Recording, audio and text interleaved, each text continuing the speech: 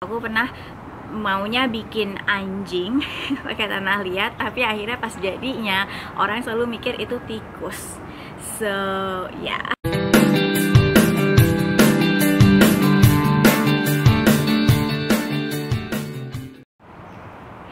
Hai guys, balik lagi sama aku Lucina dari Lucilin. Welcome back to my channel. Untuk kalian yang baru di channel aku, welcome to my channel. Aku YouTuber Indonesian American yang lahirnya di Indonesia tapi besarnya di Amerika. Nah, di video ini kali aku mau ngomongin tentang kurikulum sekolah di Amerika, lebih tepatnya lagi sekolah SMP dan sekolah SMA di Amerika. Beberapa minggu yang lalu atau mungkin sebulanan yang lalu aku ada jadi speaker di suatu seminar pendidikan untuk mahasiswa, untuk orang-orang Indonesia, untuk anak-anak Indonesia, dan di situ ada pertanyaan ini tentang kurikulum sekolah SMP dan SMA di Amerika. Dan pada waktu itu aku cuma jawabnya summary-nya doang, cuma di sini aku akan jawab lebih detail. Oke, nah jadi di sini aku akan ngomongin kurikulum in terms of kelas-kelas apa aja yang mesti diambil waktu SMP dan SMA. Dan di sini aku ngomong menurut pengalaman aku di SMP dan SMA aku dulu waktu di State Illinois. Kelas-kelas yang basic seperti matematika, bahasa Inggris, dan sains itu tentunya mesti diambil. Kalau matematika itu kita dulu di SMP dan SMA aku ada dari kelas algebra sampai kelas calculus. Nah, kalau bahasa Inggris itu ada kelas ESL untuk anak-anak murid asing yang baru datang ke Amerika, dan terus sampai English yang regular. English yang regular itu tuh kelas bahasa Inggris yang untuk orang-orang yang sudah nggak perlu ngambil ESL lagi, atau orang-orang yang native English speaker gitu ya. Dulu aku kelas ESL 1 tahun, tapi abis itu aku langsung kelas English yang regular. Kalau kelas English yang regular itu lebih ke belajar baca-baca novel, jadi lebih ke reading comprehension gitu, bukan kayak ke grammar. Kelas English yang regular di sini itu lebih baca-baca novel, habis itu nulis essay tentang novel-novel itu. Terus kalau kelas sains itu kelas ilmiah, kayaknya bahasa Indonesia ilmiah. Dan kalau di sini tuh kelas sainsnya tuh ada fisika, ada kimia, dan ada biologi. Kalau di Amerika, kalau di kelas sains itu lebih kita tuh lebih di training kreativitas kita yang lebih dilatih gitu. Jadi nggak cuma, bukannya hafalan gitu ya guys, ada sedikit hafalan, cuma lebih banyak itu training kreativitas kita. Jadi project-project yang kita kerjain di kelas sains di Amerika itu tuh project-project yang kita mesti pakai kreativitas kita untuk bikin project-project itu guys. Honestly, kalau aku dulu anak Indonesia masih terbiasa dengan ngafalin. Jadi untuk aku project-project sains itu dulu tuh susah banget. Aku setiap kali mesti dibantuin sama om aku yang besarin aku di Amerika gitu guys. Selain kelas-kelas yang basic ini kayak matematika, bahasa Inggris, dan sains itu termasuk basic ya. Selain yang itu, di SMP dan SMA aku kita juga mesti ngambil kelas-kelas lainnya. Salah satunya adalah kelas sejarah, history. Dan sejarah itu pun kita ada 2 kelas sejarah. Yang satu itu sejarah dunia, world history, dan yang satu lagi sejarah Amerika, US history. Di world history ini, di kelas sejarah dunia ini, salah satu yang kita diajarin itu tentang Perang Dunia Kedua. Dan itu kita diajarin dengan detail tentang Nazi, tentang Hitler, tentang the Holocaust. Aku baru tahu di Indonesia itu ternyata at least zaman sekarang itu nggak terlalu diajarin gitu ya, atau mungkin nggak diajarin sama sekali gitu. Tapi kalau di Amerika itu diajarin dengan detail. Kita sampai ada beberapa sekolah yang sampai ngajak murid-muridnya tuh jalan-jalan ke museum khusus tentang the Holocaust, tentang Nazi dan Hitler, and you know the Holocaust, acara Holocaustnya nanti aku tulis sini. Kalau kalian nggak tahu itu apa, itu basically suatu kejadian yang dimulai di Jerman, tapi itu habis itu keluar dari Jerman juga, dimana Hitler itu kan dia pemimpinnya Nazi, dan Hitler itu kayak ngebunuh-bunuhin orang-orang Yahudi. Dia merasa orang-orang darah Yahudi itu darah yang kotor gitu, jadi mesti dibasmi gitu. Padahal Hitlernya sendiri setengah Yahudi guys. Semua orang-orang Yahudi yang ada di Germany itu ditangkep-tangkepin, dimasukin ke dalam namanya concentration camp. Dan di concentration campnya itu orang-orang Yahudi ini tuh dibotakin, terus pokoknya diperlakukan sebagai binatang, dan akhirnya dibunuh secara massal asal. Ini bukan cuma di Jerman nih gitu, tadinya mulainya di Jerman, tapi terus habis itu kan ada orang-orang Yahudi yang keluar dari Jerman, lari dari Jerman gitu ya, dan mereka ngumpet di negara-negara lain, sampai ada ke Polandia, ada ke Belanda gitu ya, dan dikejar terus guys. Di kejadian ini ada satu tokoh yang sangat penting, namanya Anne Frank, dan itu dia salah satu dia dan keluarganya itu salah satu korban di kejadian ini. Kalau kalian belum lihat atau belum lihat filmnya, kalian mesti nonton filmnya tentang Anne Frank. Banyak film-film di sana tentang Anne Frank, atau baca bukunya Diary of Anne Frank. Jadi dia tulis diary gitu loh guys, selama dia dan keluarganya lagi bersembunyi gitu. Di kelas World History kita juga diajarin Ancient World History. Jadi kita diajarin tentang sejarah zaman dulu banget gitu, kayak sebelum Masehi gitu ya. Jadi diajarin tentang Egypt, kayak Mesir gitu, Mesir yang zaman dulu banget. Terus di kelas itu juga ada project-project, kayak aku ingat dulu kita ada project bikin mami, jadi bikin mami bohongan obviously. Jadi kita pakai kertas terus digambar siluetnya kita, dan terus kita bisa dekorasi kertasnya itu, gambar siluet kita, terus digunting gitu ya, terus dekorasi. Kita bisa dekorasi dengan pokoknya apa aja. Dulu aku dekorasi pakai hieroglyphic itu tulisan Mesir pada zaman dulu banget, pada zaman masih ancient gitu ya guys, dan itu pokoknya itu fun banget gitu. Terus kita juga belajar tentang ancient Greece, jadi Greece yang zaman dulu banget, again sebelum Masehi, sebelum ada agama gitu ya.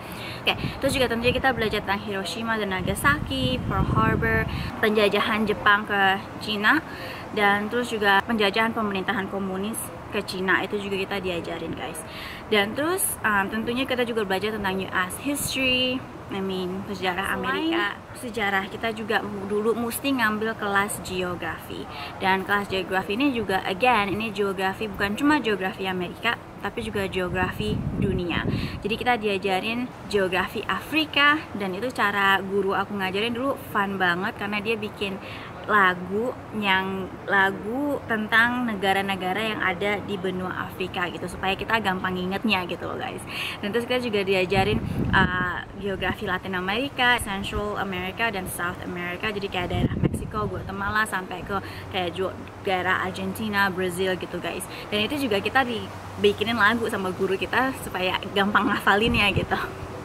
Dan terus tentunya kita diajarin tentang geografi Amerika, kayak Tessa pakai peta buta, model kayak di Indonesia sih, mirip-mirip. Di Indonesia aku ingat juga dulu diajarin geografi tuh pakai peta buta gitu ya. Selain sejarah dan geografi, kita juga mesti ngambil kelas US government.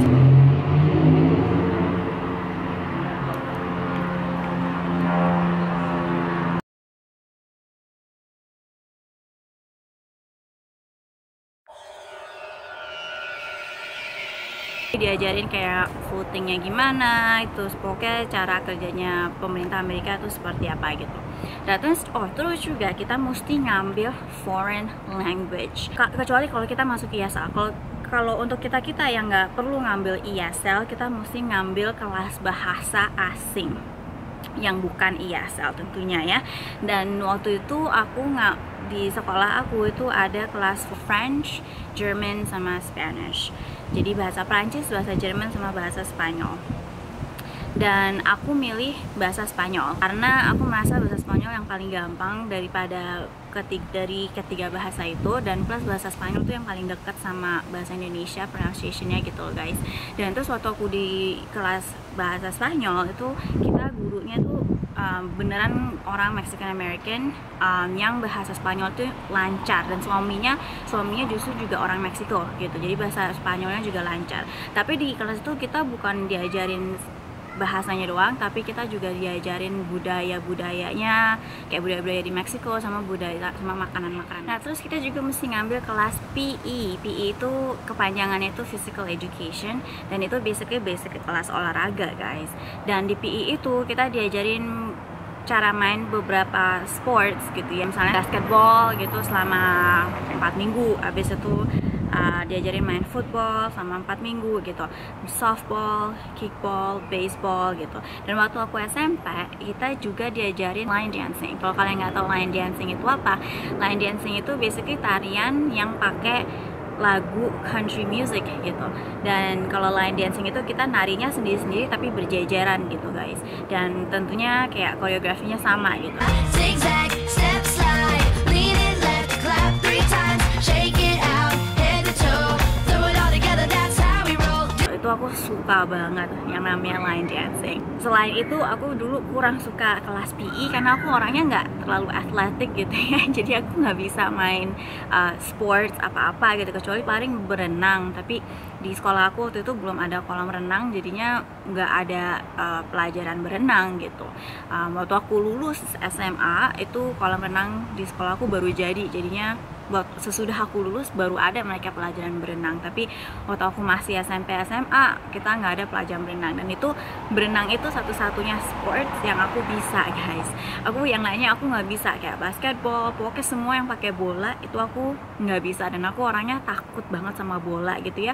Dan actually aku ada cerita, aku dibully pakai bola yang karena itu aku takut sama bola, tapi itu nanti aku akan ceritain di video story time, video yang lain lagi. Nah terus di sekolah sejak SMP dan SMA itu juga kita mesti ngambil kelas sex education. Nah ini nggak semua sekolah ada kelas ini sebenarnya. Kayak aku tahu sekolahnya Juni nggak ada sex education, cuma sekolah aku ada.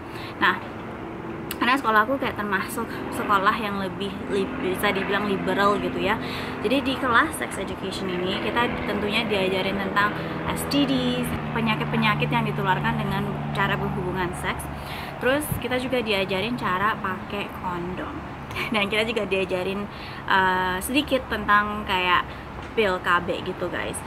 Dan sekolah aku biarpun ngajarin semua ini, itu tetap sekolah aku emang tetap bilang emang the best thing itu direkomendasikan emang abstinence. Abstinence itu artinya nunggu sampai kita nikah dulu baru berhubungan seks. Cuma sekolah aku juga tahu bahwa apa, biarpun kita selalu suruh anak-anak tuh untuk nunggu sampai nikah dulu, itu it's realistically, secara realitinya itu anak-anak tetap akan melakukan sebelum mereka menikah anyway gitu. Jadinya makanya di sekolah aku itu prinsipnya tuh kita mesti ajarin anak-anak tentang safe sex, karena anak-anak akan ngerjain anyway. Kita mau mulut kita berbusa bilang jangan kerjain sebelum nikah, itu nggak akan efektif karena karena anak-anak juga manusia, apalagi anak-anak SMA gitu ya. Makanya di sekolah aku adalah salah satu sekolah yang percaya dengan ngajarin sex education, ngajarin safe sex gitu. Bukannya malah mengencourage anak-anak untuk jadi berhubungan seks sebelum nikah gitu ya. Nggak perlu di-encourage, anak-anak tuh udah akan melakukan itu anyway gitu. Jadi dengan adanya kelas sex education ini, dengan adanya pelajaran tentang safe sex ini, itu justru sekolah itu kayak apa ya, melakukan tanggung jawabnya supaya anak-anaknya tetap tahu gitu. Jadi kalaupun anak-anaknya itu, biarpun anak-anak muridnya itu mau berhubungan seks sebelum nikah, at least mereka tahu cara how to do it safely gitu. Mereka tahu cara berhubungan seks dengan aman gitu ya, pakai kondom atau pakai pil KB gitu, supaya nggak kena STD gitu. Dan mudah-mudahan juga nggak hamil di luar nikah gitu ya. Bukannya untuk mengencourage orang-orang untuk having sex sebelum nikah, that's just the reality of it. Orang nggak perlu di-encourage, akan melakukan anyway. Jadi mendingan diajarin caranya safe sex daripada enggak gitu. Nah itu semua kelas-kelas yang mesti kita ambil. Di sekolah aku juga ada yang namanya electives. Electives itu artinya kelas-kelas yang optional gitu. Kita bisa milih mau ngambil kelas apapun selain kelas-kelas yang aku tadi sudah omongin, yang diperlukan gitu ya. Jadi sebagai electives, aku lupa ada kelas-kelas apa aja dulu. Cuma aku sih ngambilnya salah satunya itu kelas choir, karena aku orangnya emang suka nyanyi. Dari kecil aku suka nyanyi, but I'm not that good at it. Jadi jangan minta aku nyanyi guys. Di kelas choir aku itu juga kita ada performance gitu guys di sekolah. Jadi it was a lot of fun. Aku dulu juga ngambil kelas art. Art itu kelas seni gitu ya. Dan di sini artnya ini lebih kayak ke melukis. Jadi kita diajarin cara melukis, menggambar pakai pensil, melukis pakai watercolor gitu ya. Terus juga kita diajarin pottery, Pottery itu, aku nggak tahu bahasa Indonesianya apa, tapi pottery itu basically kayak membuat sesuatu dari tanah liat gitu. Dan dulu kayak kita diajarin cara bikin bowl, bikin mangkok pakai tanah liat, terus diajarin cara bikin benda-benda lainnya pakai tanah liat gitu. Aku pernah maunya bikin anjing pakai tanah liat, tapi akhirnya pas jadinya orang selalu mikir itu tikus. So yeah. That's how bad I was at pottery, guys. Aku juga waktu aku SMA, aku juga ngambil photography. Nah waktu itu aku pikir, photography aku kayaknya nggak pernah, kayak it was just something really interesting for me gitu ya. Jadi aku ngambil photography dan akhirnya aku suka banget sama photography. Dan di situ kita nggak perlu pakai kamera, nggak perlu beli kamera sendiri. Kita di kameranya dipinjemin sama sekolah. Jadi sekolah tuh ada beli beberapa kamera gitu ya. Dan terus kita pakai kameranya untuk foto-foto whatever assignmentnya gitu. Pokoknya diajarin kayak teknik-teknik foto-fotonya gitu. Sekarang aku udah lupa tekniknya, cuma pada waktu itu tuh aku inget banget itu sangat fun. Dan terus juga di kelas fotografi juga kita diajarin cara kayak cara cuci fotonya gitu. Jadi ada dark room di kelas fotografinya itu ada dark room. Aku nggak tahu bahasa Indonesianya apa, tapi pokoknya kayak ruangan yang gelap banget yang untuk ngedevelop foto gitu, untuk cuci fotonya gitu guys. Kita diajarin cara pakai dark room, kita diajarin cara cuci foto dari kameranya gitu. Kan waktu itu juga kan kameranya belum digital kamera gitu ya, jadi kameranya itu masih pakai film yang di roll gitu loh guys. Yeah, that was a lot of fun. But anyway guys, nah itu kelas-kelas yang mesti diambil di sekolah aku atau dulu aku SMP, SMA di Amerika. Terus juga kelas-kelas lain yang elective yang aku ambil juga. Again, elective itu kelas-kelas yang kita nggak perlu ambil, tapi kita bisa ambil kalau kita ada waktu di jadwal sekolah kita gitu guys. Anyway, biarpun aku ngambil semua kelas-kelas itu, aku masih bisa lulus SMA 1 tahun lebih awal dari biasanya. Dan itu nanti aku akan ceritain di video selanjutnya. Let me know kalau kalian mau aku ceritain gimana aku bisa lulus 1 tahun lebih awal, lulus SMA 1 tahun lebih awal. But yeah guys, jadi itu aja untuk video aku hari ini. Thank you guys for watching. And kalau kalian belum subscribe, jangan lupa subscribe dan like video ini. Dan di komen videonya biar aku tambah semangat bikin video. And I'll talk to you guys in the next video. Bye guys.